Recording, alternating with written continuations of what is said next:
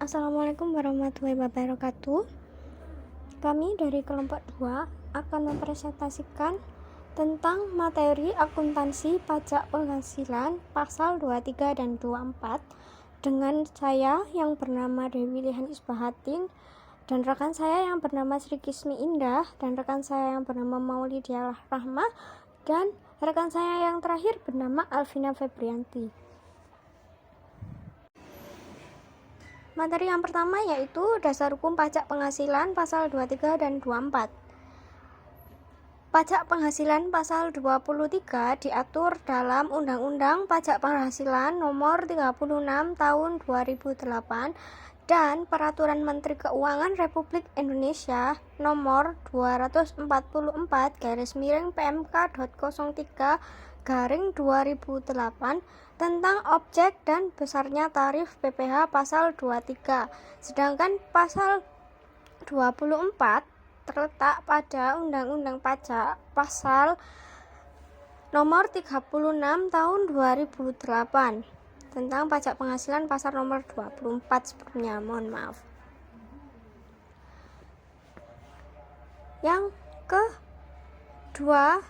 Materi yang kedua yaitu pengertian PPh pasal 23 dan 24. PPh pasal 24 atau pajak penghasilan pasal 24 menurut peraturan perundang-undangan adalah merupakan sebuah aturan yang mengatur hak wajib pajak untuk memanfaatkan kredit pajak di luar negeri untuk mengurangi nilai pajak terhutang yang dimiliki di Indonesia, atau kita bisa menyebutnya pajak devisa luar negeri. Yang kedua yaitu pasal 23.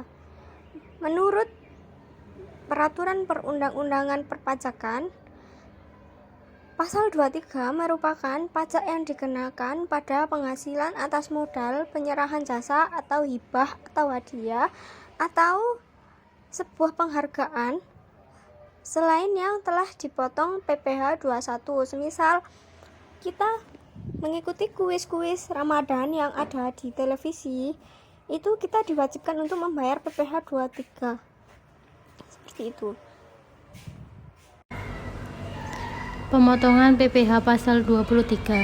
1. Badan pemerintahan. 2. Subjek pajak badan dalam negeri. 3. Penyelenggaraan dalam negeri. 4. Bentuk usaha tetap. 5. Perwakilan perusahaan di luar negeri lainnya.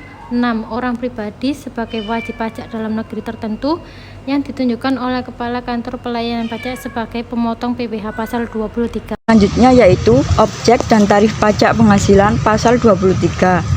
Berikut adalah penghasilan yang dikenakan PPh pasal 23 sesuai dengan pasal 23 Undang-Undang Nomor 36 Tahun 2008. Yang pertama yaitu sebesar 15% dari jumlah bruto atas: A. Dividen, B. Bunga termasuk premium, diskonto, dan imbalan sehubungan dengan jaminan pengembalian utang, C. Royalti, D. Hadiah, penghargaan, bonus, dan sejenisnya selain yang telah dipotong PPh yang dimaksud dalam pasal 21 ayat 1 huruf E.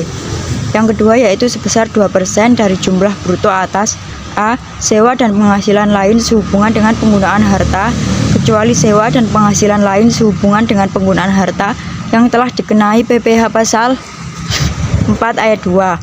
B. Imbalan sehubungan dengan jasa teknik, jasa manajemen, jasa konstruksi, jasa konsultan, dan jasa lain selain jasa yang telah dipotong PPh pasal 21.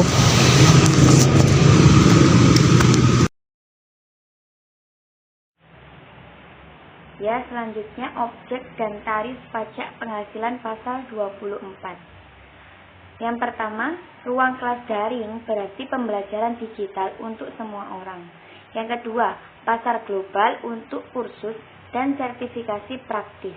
Yang ketiga, peningkatan kualitas pembelajaran campuran. Yang keempat, naiknya permintaan terhadap program berbasis keterampilan.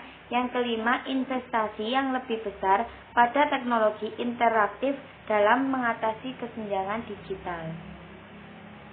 Untuk tarif bagi wajib pajak tak ber-NPWP adalah berdasarkan pasal 23 ayat 1A Undang-Undang Pajak Penghasilan yang baru, wajib pajak yang menerima atau memperoleh penghasilan yang merupakan objek pemotong PPh pasal 23 dan tidak memiliki nomor pokok wajib pajak atau NPWP, maka besarnya tarif pemotong PPh pasal 23 adalah lebih tinggi 100% daripada tarif PPh pasal 23 umumnya.